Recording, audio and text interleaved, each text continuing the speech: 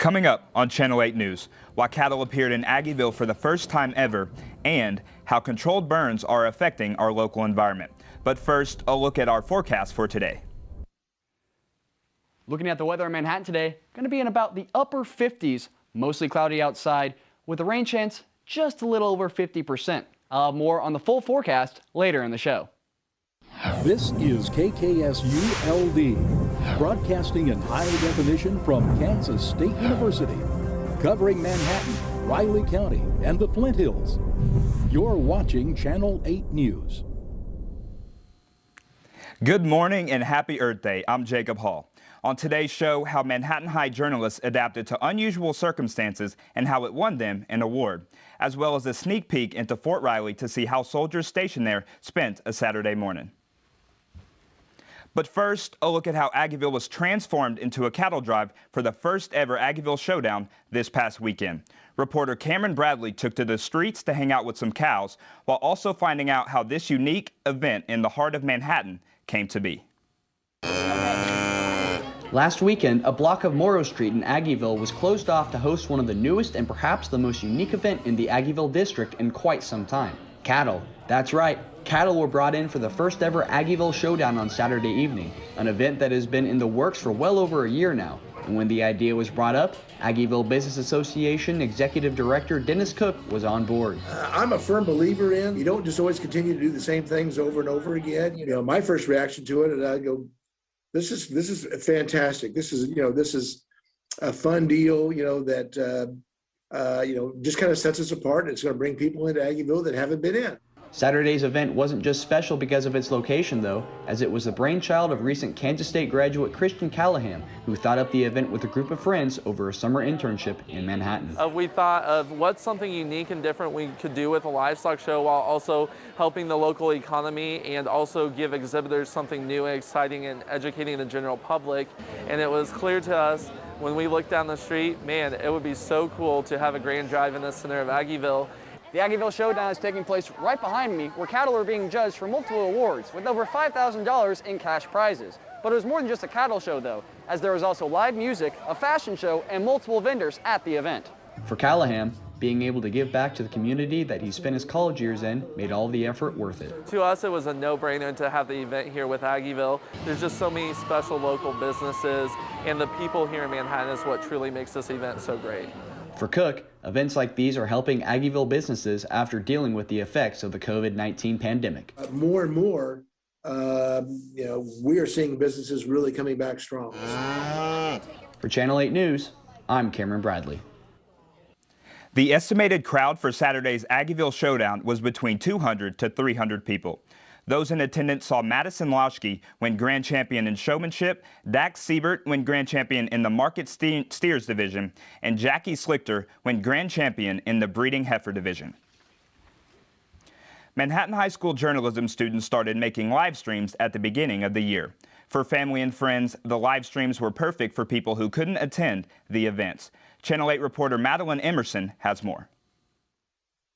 Journalism students at Manhattan High School weren't able to use their new live streaming equipment in the spring of 2020, but it was ready for them to use when they came back to school in the fall. We got it last year before COVID, then COVID happened in quarantine, and then new people came in. We had to basically learn how to use it, how to operate it, and how to live stream. The video teams were planning on doing live streams this year, and with the COVID-19 pandemic, it was in demand now more than ever. Now that COVID did happen, it became like a big deal now because people can't show up to events and people are looking to at us a lot to live stream things so they can watch it at the comfort of their homes. Journalism teacher Christy Knipe says the timing was perfect for actively starting the live stream. So it just happened that it came at exactly the right time when we needed to live stream so many of our activities in order for there to be an audience for them at all. That was accidental, but a happy accident. Throughout the year, live streaming teams have filmed several events at the high school and at the middle school. Events range from pageants to sporting events like this one.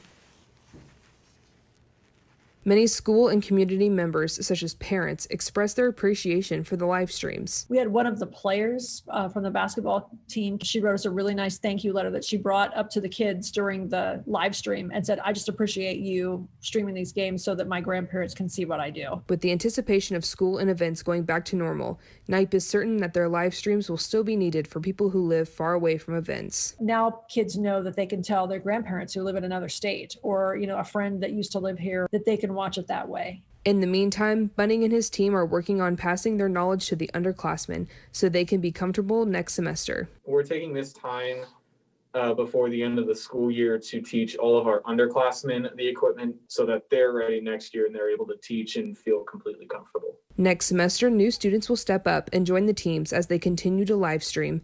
In Manhattan, Madeline Emerson, Channel 8 News. Manhattan High School's live stream teams won first and second place in the sports play-by-play category at the Kansas Association of Broadcasters Student Awards. During the month of April, the city of Manhattan can expect to see an increase in burning. Many will notice the smell or the flames in the distance. But why is burning a thing, and what are the environmental impacts that come along with burning? MHK All Day reporter Bailey Short has more. In Pottawatomie in Riley County, there are different types of land that is burned and for different reasons. While farmland is burned on occasion, according to Professor Nathan Nelson, it is not burned as much as it once was due to better farm equipment. Prairie land is actually what is mostly burned in the Flint Hills region and is what is being burned in the late spring. The vast majority of burning right now is native prairie ground. The reason, there are multiple reasons for burning. In the end, the burning increases the productivity of the grass. So the grass that you'll grow this year you'll get more of it, and you'll decrease the weed competition and woody vegetation that start to move in and crowd out the native grass species. So you get a better, more productive stand of grass, which is healthier for the cattle and can produce more cattle and things like that. In the month of April, due to an increased amount of burning, there are additional restrictions in certain counties that limit what burning can happen. Burning that will continue to be allowed include agricultural related to the management of prairie or grasslands. Along with these restrictions, there are other restrictions when it comes to burning. It has some open burning regulations. The main focus of those, though, is you cannot burn and put smoke across a major highway due to safety. You cannot burn and put smoke onto an airport due to safety. Burning that is not allowed in the month of April include land clearing debris, crop residues, construction debris, firefighter training burns, and yard waste.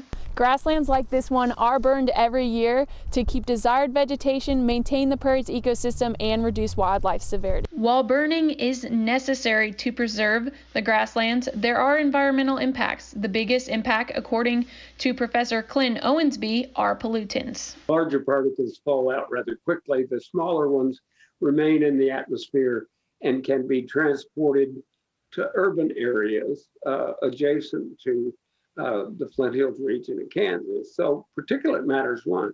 While there are some alternatives to burning cropland, when it comes to prairies and grasslands, burning is the most effective way to preserve the ecosystem, according to Professor Clinton Owensby. In Manhattan, Bailey Short, MHK All Day.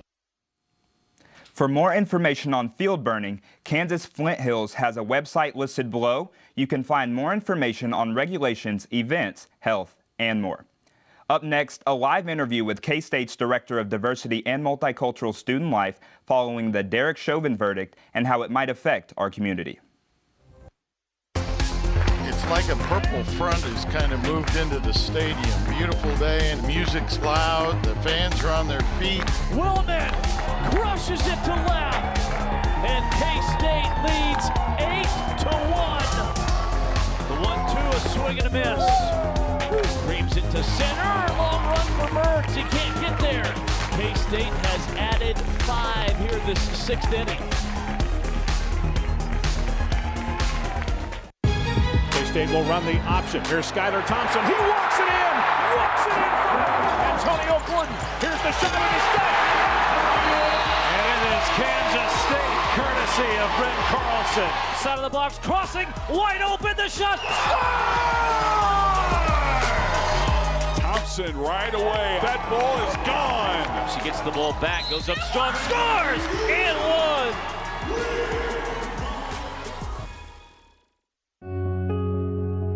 Upon arrival, I'm like, oh, these people love football. Like, these people are nuts about Kansas State. And Saturday morning, I mean, swarms of people outside of the stadium tailgating. We come in, it's about 45 minutes before game time. The stadium's packed. And I'm like, this is the atmosphere. Whenever I dream of playing college football, this is exactly what I see. The chants, the music, everything. And just throughout the entire game, I mean, it was just a place I knew I had to be. Late Tuesday afternoon, following 3 weeks of testimony, former Minneapolis police officer Derek Chauvin was convicted on all charges in the death of George Floyd in May 2020. We're now joined by K-State Director of Diversity and Multicultural Student Life, Tremaine Lindsay. Tremaine, thanks for joining us today. No problem. Thanks for having me. Of course. In the Monday edition of the K-State Today, President Myers sent out a statement calling for a thoughtful and peaceful response. How big of a priority was it for the university to get out in front of a potential verdict? It was extremely important. One of the things that students have been very vocal about this year is K-State and the administration being very reactionary to these things, and we need to be more proactive. And so this is something that throughout the course of this academic year, we've been working, myself and other individuals have been working with senior leadership to make sure that we are practicing and creating opportunities to be a little bit more proactive and not just wait for a response. And so will that continue along into the future? That is the goal. Again, having conversations with students and, multicultural student populations, marginalized student populations, wanting to see a lot more of that. And so that is the goal, is to try to be out in front of these things to let students know that we are actively engaged and actively working to do what we can as a university to make things better. So along those lines, at 3 p.m. tomorrow, Diversity and Multicultural Student Affairs is hosting a vigil as well as a Meet the Therapist event. Was this something recommended by students, and is it something that you can see continuing in the future?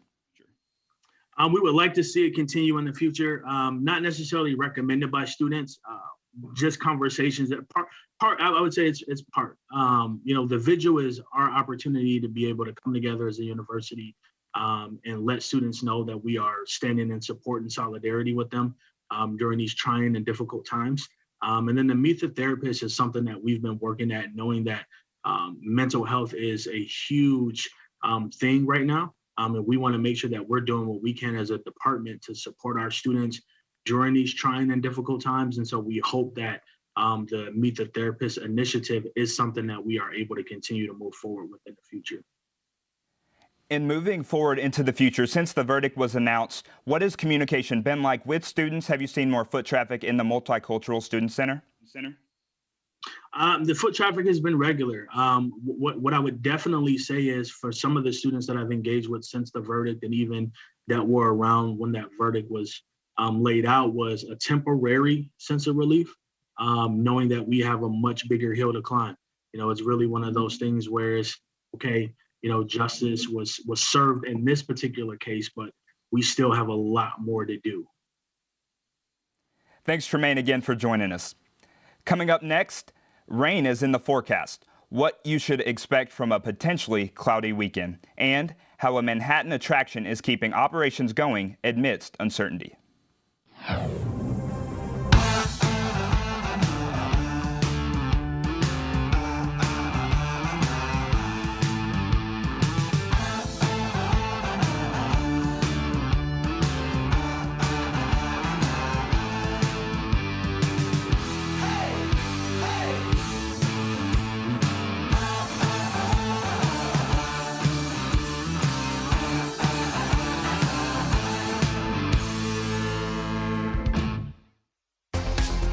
Like a purple front has kind of moved into the stadium. Beautiful day and music's loud. The fans are on their feet. Willman crushes it to left, and K-State leads 8-1.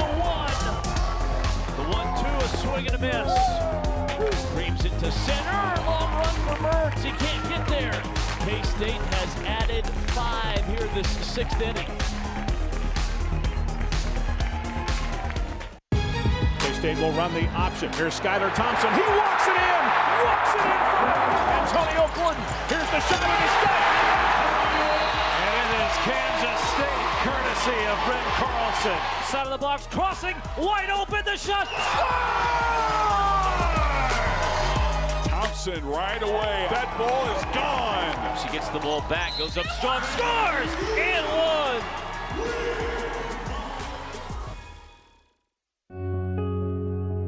Upon arrival, I'm like, oh, these people love football. Like, these people are nuts about Kansas State. And Saturday morning, I mean, swarms of people outside of the stadium tailgating.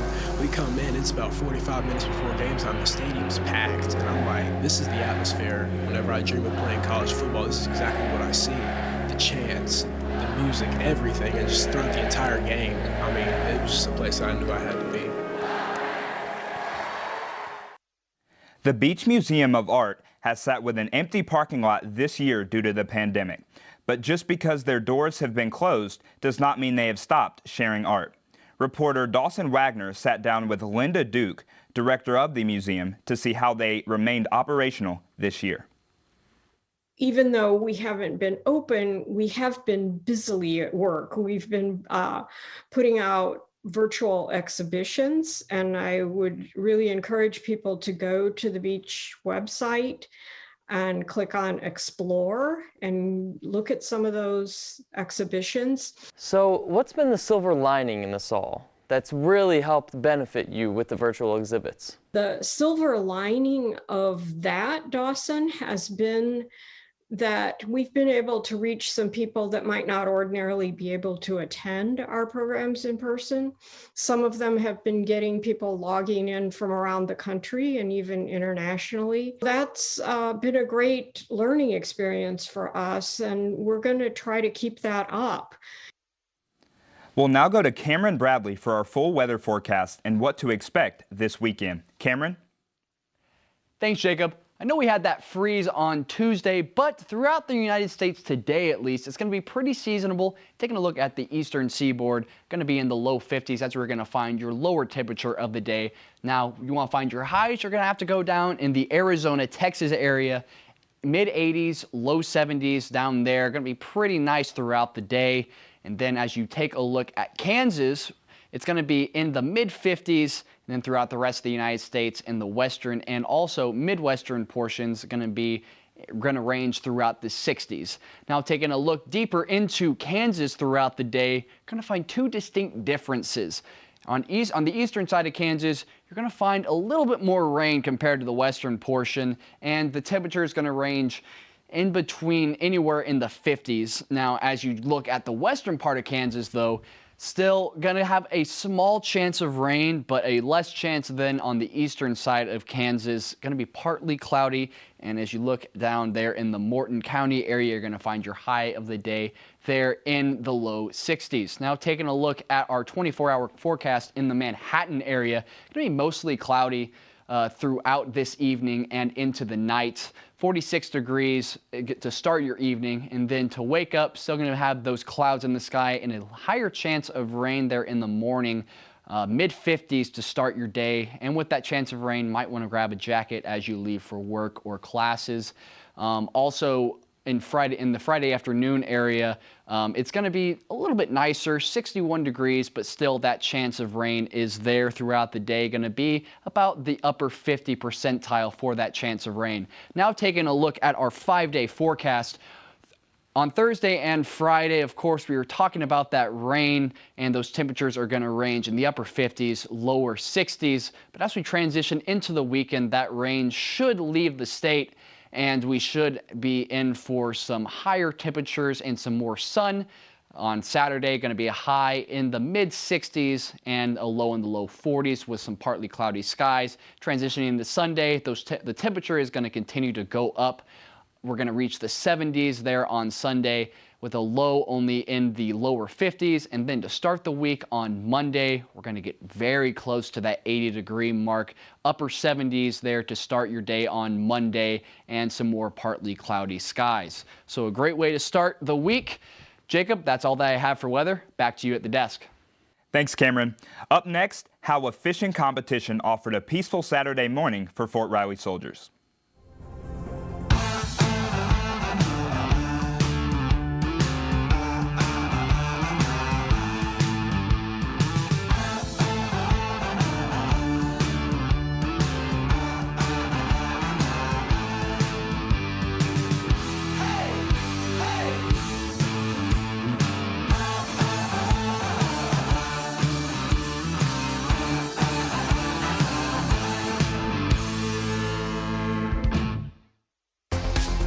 Like a purple front has kind of moved into the stadium. Beautiful day and music's loud. The fans are on their feet.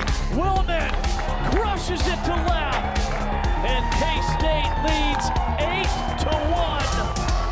The 1-2, a swing and a miss. Creams it to center. Long run for Mertz. He can't get there. K-State has added 5 here this 6th inning. K-State will run the option. Here's Skylar Thompson. He walks it in. Walks it in for Antonio Gordon. Here's the shot of the step. And it is Kansas State, courtesy of Brent Carlson. Side of the box, crossing, wide open, the shot. Thompson right away. That ball is gone. She gets the ball back, goes up strong, scores, and one.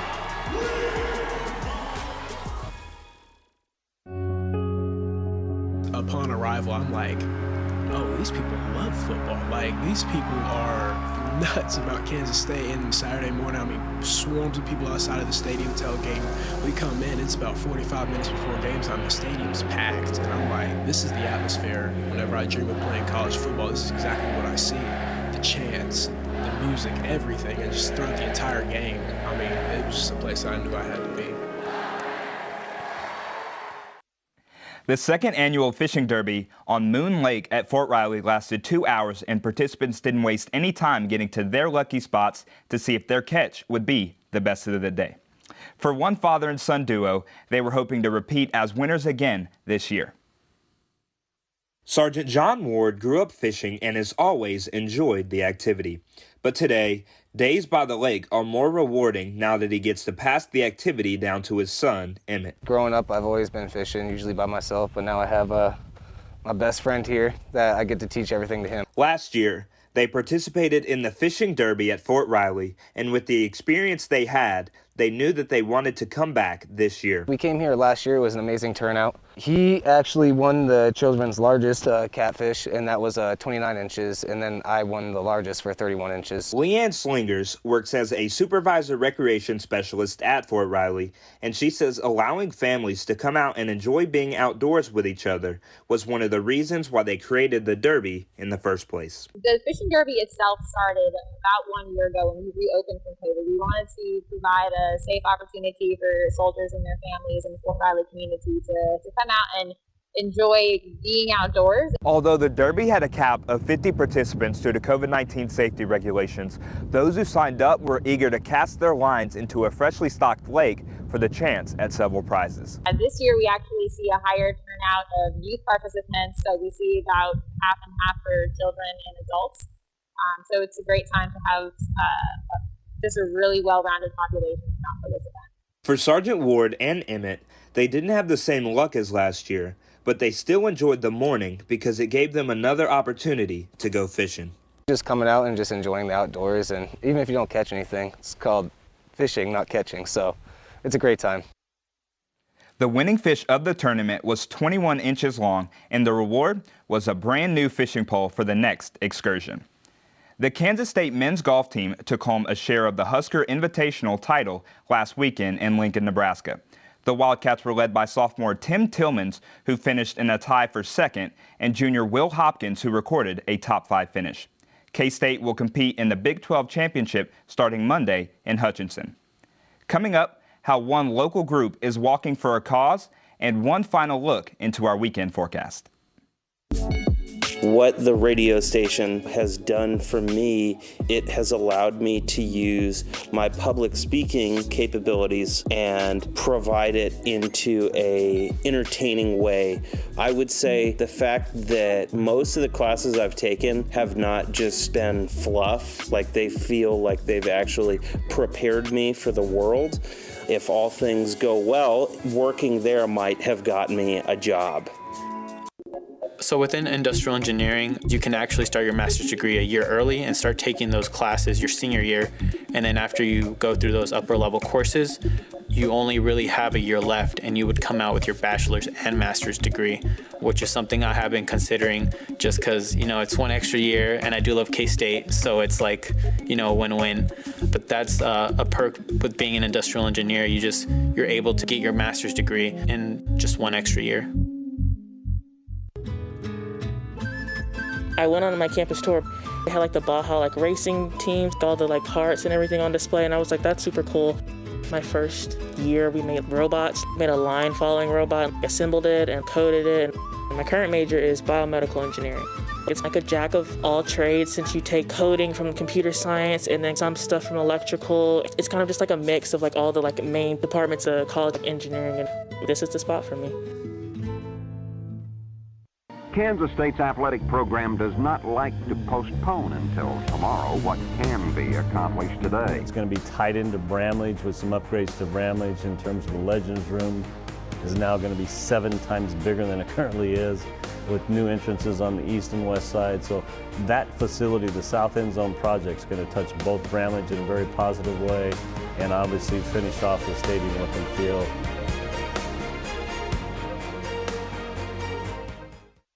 In commemoration of Sexual Assault Awareness Month, Wildcats will be walking from City Park to Bosco Plaza tomorrow, where they will hear from Vice President of Student Life Thomas Lane and many others. Sarah Haggard is helping to set up the event. So the walk is in celebration of a social media campaign called Don't Wait K-State, and I have multiple maps of the route on that like Instagram account. Although the route we're taking, we're going up like from that area of City Park, like through Aggieville and down Anderson Avenue. And then we're going to go up through that roundabout that leads like up the, I guess where the Union is on your right, through that roundabout, and then just walking right into Bosco Plaza. The walk will take place from 4 to 5 p.m. tomorrow. We now go to Cameron Bradley to know what Mother Nature has in store for us this weekend. Cameron? Taking a look at your weekend forecast, going to start out with some rain on Friday, but that sun should begin to peak out on Saturday, transitioning into Sunday, which should be the nicest day of the weekend in the low 70s. Should be a fantastic spring weekend. Back to you at the desk, Jacob. Thanks, Cameron. Every year, people all over celebrate Earth Day with the desire to do something good for the earth and the environment. But what does that look like, and what can we do? You can get some friends and plant a tree, practice recycling, or volunteer for a cleanup in your community. Earth Day is a great reminder that our special planet and place, and practicing all these daily things can really make a difference. We appreciate you for tuning in this week, and we hope to see you right back here for more on Channel 8 News.